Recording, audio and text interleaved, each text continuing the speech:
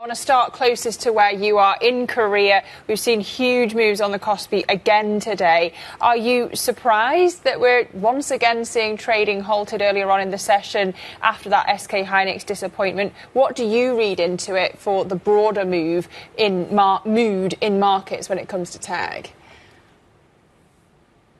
The volatility in Korea has been absolutely insane. This was supposedly a major serious market.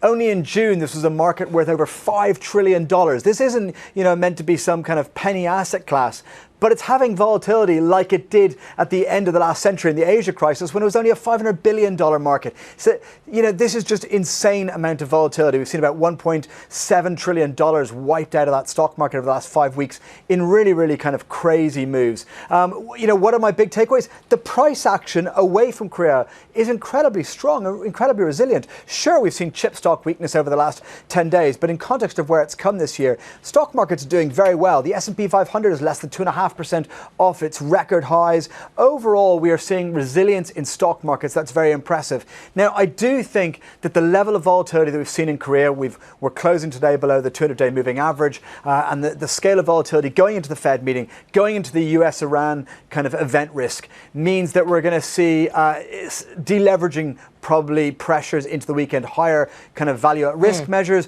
which is going to put pressure. But that said, it's all going to depend on the Fed and the US-Iran deal. So we've got two very binary risks. And I think my biggest call right now is that we've had extraordinary low correlation across major stock markets over the last couple of months. It's probably been the biggest themes of this year. You've seen Korea bubble pop and yet not the AI bubble pop elsewhere.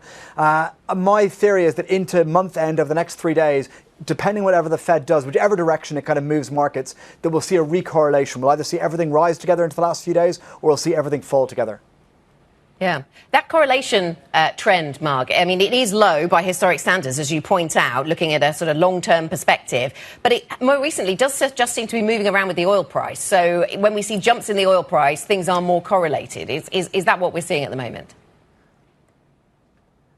That's absolutely right, Anna. So we've seen a pickup over the past week, but again, a pickup from rock bottom levels, and it's still super low. I think that, the US-Iran situation is still massive. I mean, it was funny today. We were observing internally when oil was only up 4.5%. Someone said, I can't believe how calm oil prices are given the headlines. And I thought it hilarious that 4.5% is now considered a calm day in oil. But that's kind of true at the moment.